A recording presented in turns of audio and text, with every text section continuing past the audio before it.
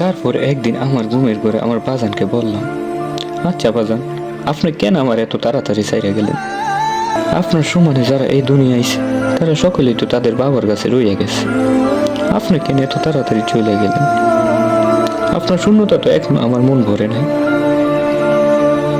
খাইতে বসলে, কাজে গেলে, ঘুমাইলে আপনার দেখি, আপনারে শুইতে পারি না। আচ্ছা বাজান, আপনি একটা কথা বলবেন,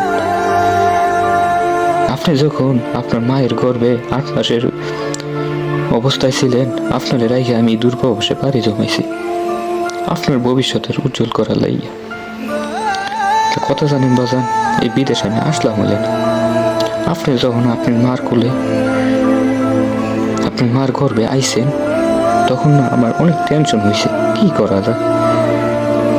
তখন আপনার দাদারে বললাম আমার বিদেশ নেওয়ার ব্যবস্থা করে দেয়, তখন আপনার দাদা সব কিছুই করে দিচ্ছে।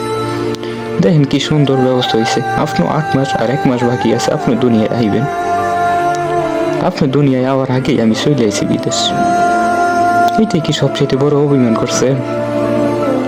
আমি বিদেশ আইয়া পড়ছি দেখে। কেন বাজান, মানুষ তো দুনিয়ায় অনেকদিন বাইচা থাকে, আপনি কি 8 দিনের টিকিট কেটে পৃথিবীতে আইছেন? জানেন বাজান, আমার নাই শূন্যতা কখনোই পূরণ হইব না।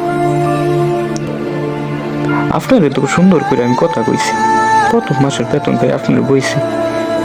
বাজান, ও বাজান, দেখো কত টাকা, আপনি কি সুন্দর মিটে মিটে হাসতেছেন, আমি কি এটা ভুলতে পারি বাজান?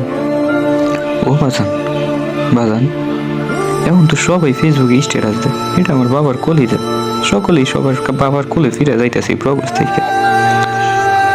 আমি কার কোলে ফিরে যাবো বাজান? আপনি যে 8 দিনের টিকিট কেটে দুনিয়া আইছেন, আমি কেমনে বলবো আপনি কেনই পাইছেন তুই দুনিয়া? আপনি নাই আইতেন তাইলে আমি এই প্রবাসে আইতাম না। এখন তো আপনি চলে গেছেন, আমি দূর প্রবাসে বইরা লইছি। আপনার মায়ও দিন রাত কান্দে, আমি এই প্রবাসে দিন রাত কাজের মধ্যেও তোমার স্মরণ করে কান্দি। জানো বাজান, যখন একটা ফেসবুকে ঢুকি না, যখন আমার ফ্রেন্ডরা তাদের সন্তানকে নিয়ে ফেসবুকে স্ট্যাটাস দেয়, আমার দুনিয়া আমার সব, তখন না চোখ দূরে পানি আসে।